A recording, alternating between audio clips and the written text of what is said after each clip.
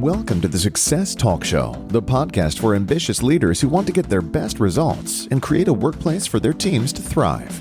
Each week, we share practical advice to help you accelerate your success and grow as an inspiring leader. Now, here's your host, Leadership Success Coach, Donna Siriani.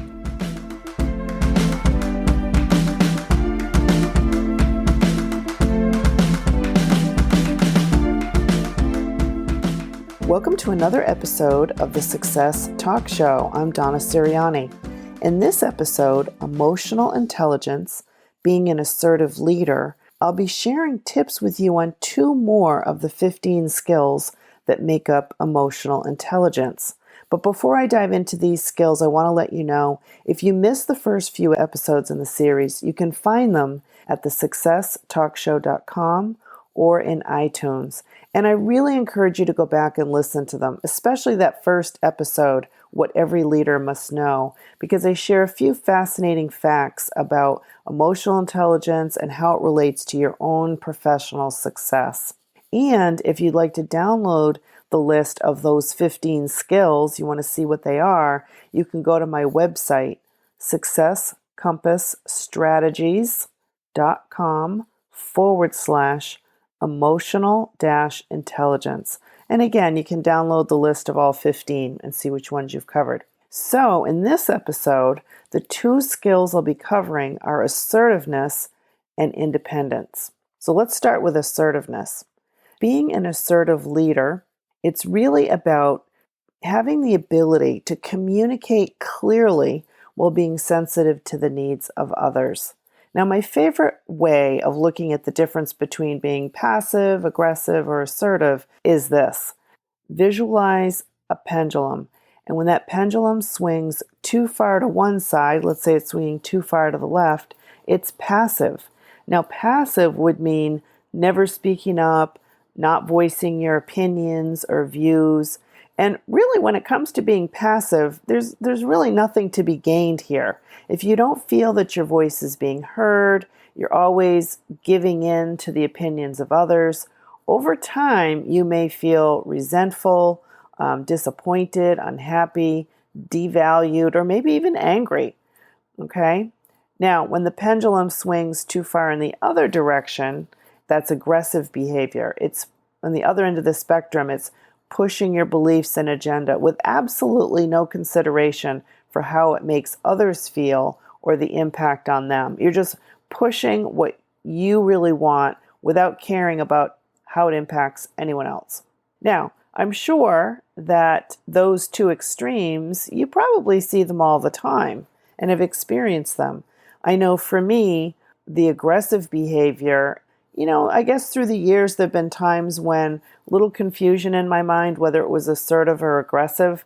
But I will tell you, there are a couple of people that come to mind when I think about aggressive behavior. It might have been, a CEO who literally would, blow up in your face like a volcano if she didn't hear what she wanted to hear. And now the downside of that, right, is that people may not be candid with you and forthcoming.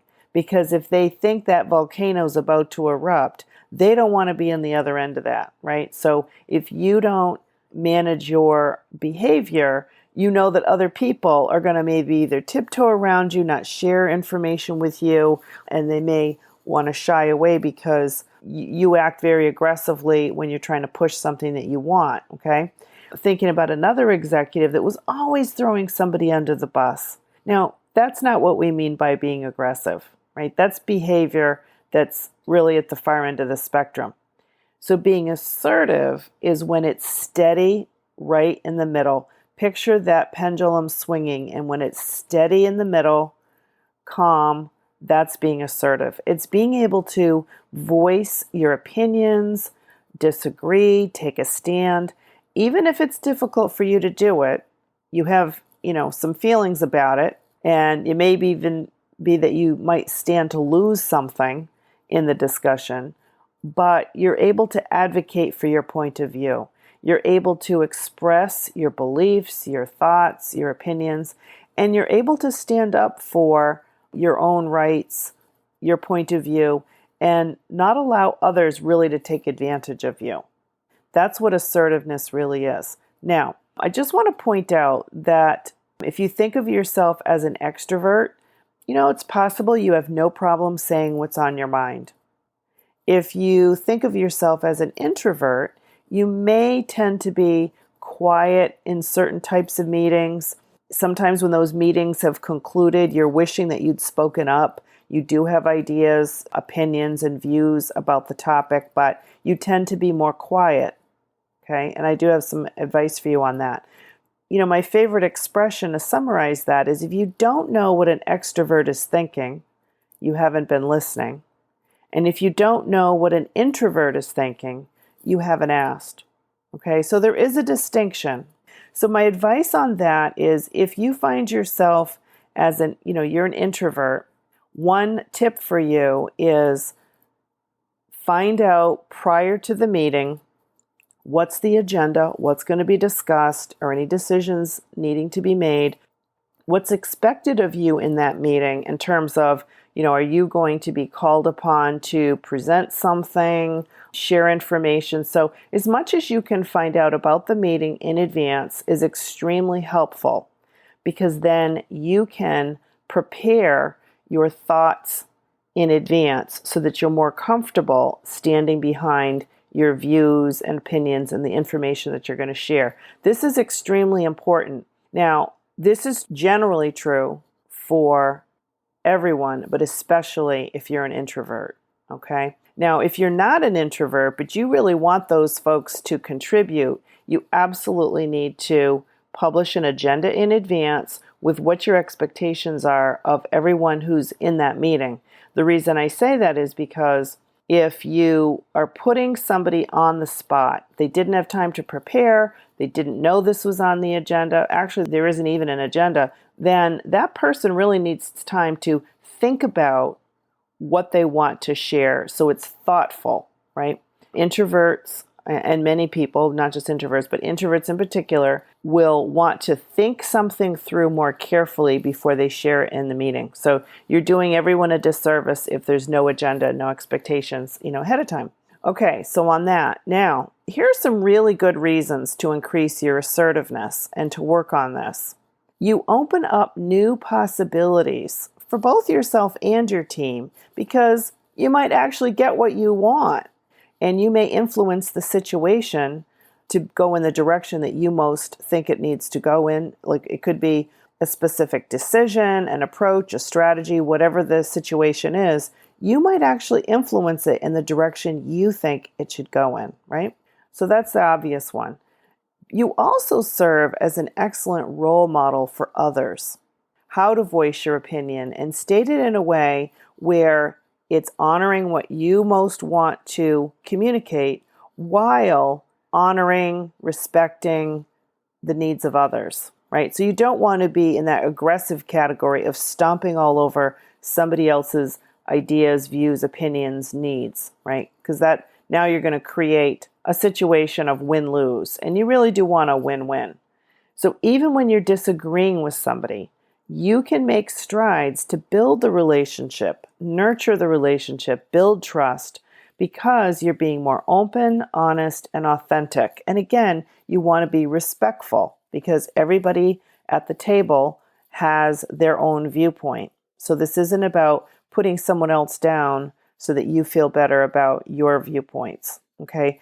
Now, when you open up and you share what you really think, authenticity is going to help you in building that trust, because you're not holding back, you're being open, and you're sharing based on your analysis or, the logic that you're using in that situation.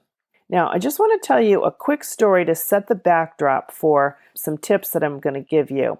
Many years ago, I took a course on negotiation at Harvard Law. Now, this was long before I knew about emotional intelligence, but this particular approach really can help you in becoming more assertive.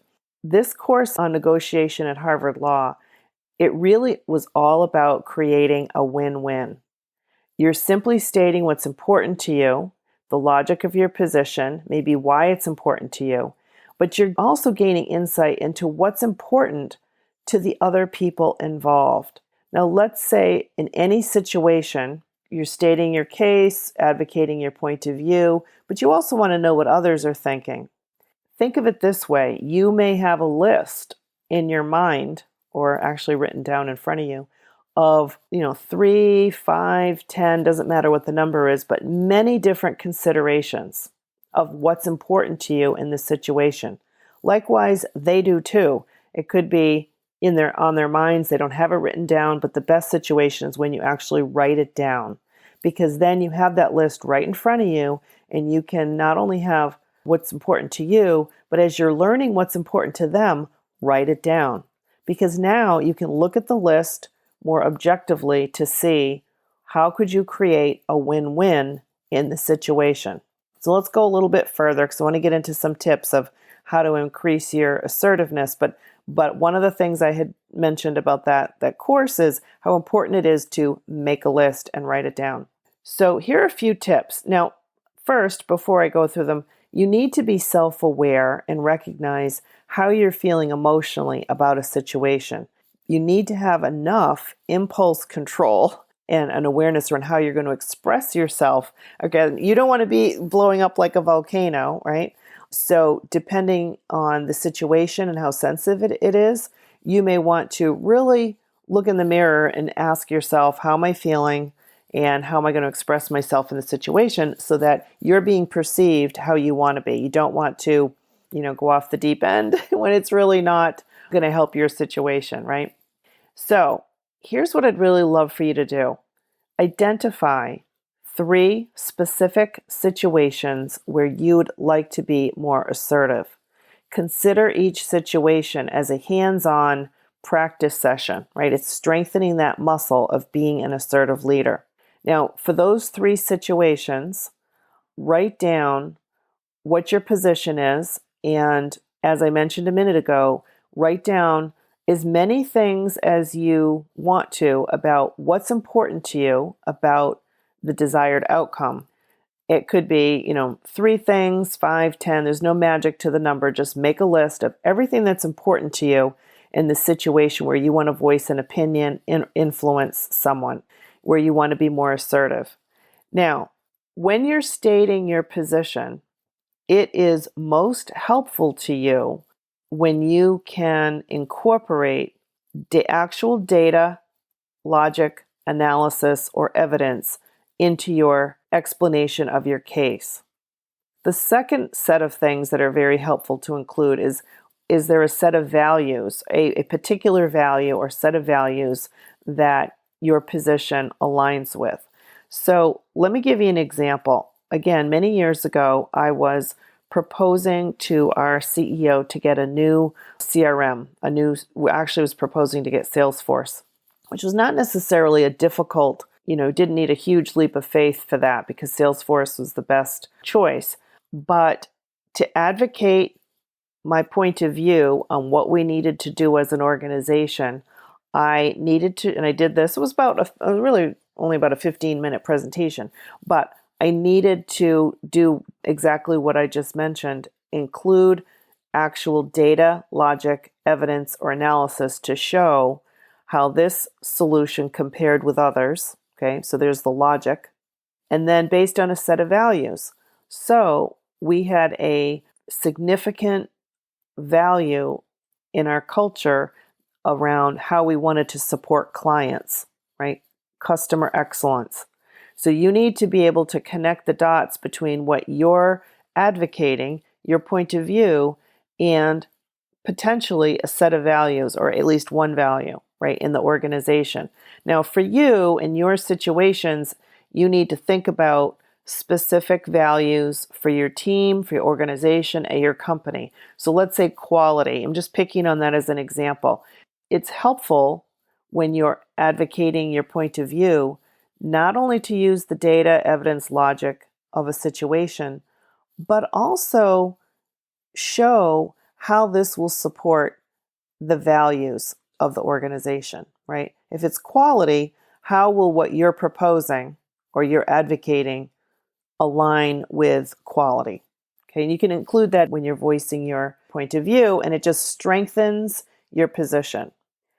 Now, also on the flip side, when someone else is stating a strong viewpoint and they're pushing in favor of something you don't agree with, it's fair game to ask what they're basing the recommendation on. It could be that you're asking, well, what data or evidence, supports that? And you can ask it in a proper tone of voice, select your words carefully, but you could basically say, well, I'm curious, I'd love to know what evidence or data do you have to support that? And you're not trying to be unfair, you're actually trying to uncover, understand. Oh, I'd really love to understand that more. What evidence do you have? And the reason for asking this question is you do want to see what they're basing their decision on. Because if it's either a set of data or evidence, it's a logical analysis with a conclusion, you would really like to understand that so that you can take that into consideration. Okay. Now, when I mention here, identify 3 specific situations where you'd like to be more assertive, the value of that is you can anticipate a meeting that you're going to be in. Maybe it's with your boss, your colleagues, other senior people in the organization. Maybe it's a strategic meeting and you want to be seen as more strategic, and it's an opportunity to be more assertive in those meetings instead of sitting in the background quietly coming up with great ideas but never sharing them, right? And then afterwards you realized, oh, it was a missed opportunity. So think ahead of time of those specific situations and start making your lists based on what the topic is for the meeting. How can you go in prepared with something that you would like to share? So how can you exercise and strengthen that assertiveness muscle? Now, I'll give you an example that comes up, I would say, one of the most often of any topic with my coaching clients. One scenario I hear all the time is that they would like to make an even bigger contribution in their organization. They're hungry to have a bigger impact. So if this resonates with you, that could be one of your situations or scenarios where you could increase your assertiveness. So one way to do this is to speak with your boss and have a conversation where you say something like this: I'd like to use my strengths and talents, the things that I'm good at, to make an even bigger contribution to the organization. What advice do you have for me? What opportunities do you see for me to do that in my current role? Now, you may not word it just how I did, but the point is, I see many, many, many senior leaders wanting to make a bigger contribution, but not sure what to do next. And one step can be, being a little bit more assertive by asking, I want to make a bigger contribution. Here's what I'm really good at, where I think I could, use these strengths. What opportunities do you see? And open that door for that conversation. You're basically inviting a coaching conversation with your manager. And what I've seen in the past is I've seen for many, many people that take this step, it will lead to new assignments, promotion, bigger role. It actually can open the door to a bigger conversation. So that's just one example where you could exercise that assertiveness muscle. So let's turn to the second skill to cover, which is independence. It goes very closely with assertiveness, because if you were to take an assessment on your independence, you would score high in this skill if you have your own ideas and you make important decisions for you and your team on your own. You're not easily swayed by popular opinion. You accept responsibility for the decisions that you make. And, you know that at times people aren't going to agree with you. It's okay. You're comfortable providing direction, working on your own, and, you have a steady path that you're guiding your team on. You're not overly dependent on anyone else. You don't need that constant reassurance. Now, when it comes to independence, this really does relate strongly to being assertive, but the decision-making component is what I really want to focus on in this episode. For decision-making, the tips I'd like to give you is that you really want to strike a balance between advocating for your point of view, which is what we talked about with assertiveness, and seeking advice and feedback from others, because you want to still be seen as someone who is not only an assertive leader but independent. You don't need to go to everybody else to say, what do you think I should do? I don't know what I should do. What do you think? Right? Because that's a sign of, weakness as a leader, that you can't stand up and make important decisions for you and your team. However, I want to give you 4 different levels of decision making that you could consider, and you could focus on the ones that are most important for you. So let's look at the 4 different types of decisions. One is decisions that you'll make on your own, and you'll simply communicate the outcome, right? You're really not consulting with anyone, but it's clear to you exactly what needs to be done. And given the impact, the risk, you're very comfortable making that decision on your own and simply communicating it to others. That's number 1. Number 2 is when you do want to gather input. So how you can do that is when you seek input from either your team or others in the organization, is use the words, I need to make a decision on whatever the topic is, and I would like your input. I'm making a decision on this and I would like your input. I value your input. That's a great way to say it, because you're still retaining the responsibility, empowerment, accountability for making the decision, but you're inviting input. Now, the reason that's so important is you don't want to be seen as know-it-all, right? And someone who isn't collaborative, right? You don't want to be seen that way. But again, you want it to be genuine and authentic, that you really do want their input. Like, don't do it if you really don't want it. Okay, that's in the first category. There's some decisions you'll make on your own and just communicate the decision. What we're talking about here is when you genuinely see the value in getting input from others. Okay. The third situation, and this could be given the risk or impact of a decision, you choose to either use consensus or even take a vote. Now, examples of this could be, and I've used this a lot in organizations when we could do any number of things. We could take any one of a number of different approaches. It's not high risk, not high impact. There's not a lot riding on the decision. And I really want the team or the group, whoever I'm working with, to feel buy-in on it. We might take a vote, and it could be the majority vote is the decision that we'll go with.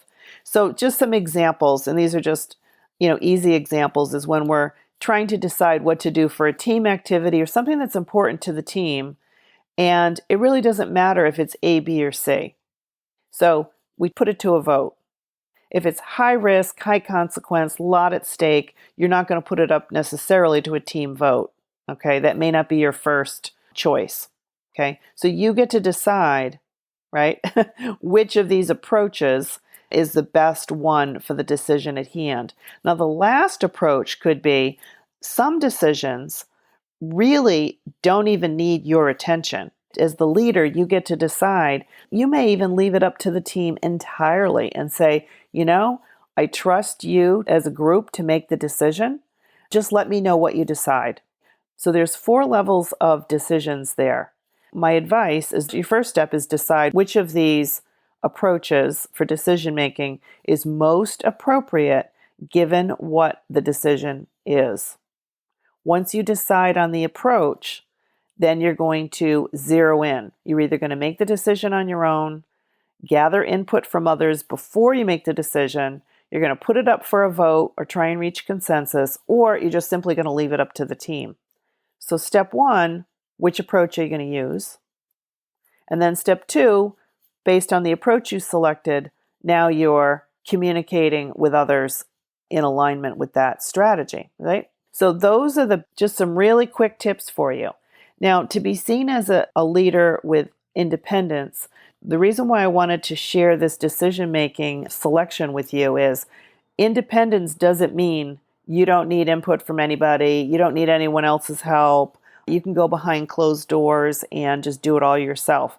That will lead to some frustration of the people around you, right? You're a know-it-all, you're a control freak, right? And that isn't what you want. You do want to be seen as someone who is not only assertive, you have your own ideas, you can make important decisions, stand by them, even if others may disagree, you stand behind your positions, okay? You're comfortable providing direction for you and your team. Being independent is an important characteristic, especially if you have aspirations to increase your contribution to the organization. You need to be seen as someone who can take on this level of responsibility and do what needs to be done for you and your team, okay? So hopefully this was helpful to you. Those were the 2 skills, assertiveness and independence. If you found this episode helpful, I would love to hear from you. Click on the iTunes tab for ratings and reviews to provide feedback. And thank you in advance for doing that. Thank you for listening and have a great day.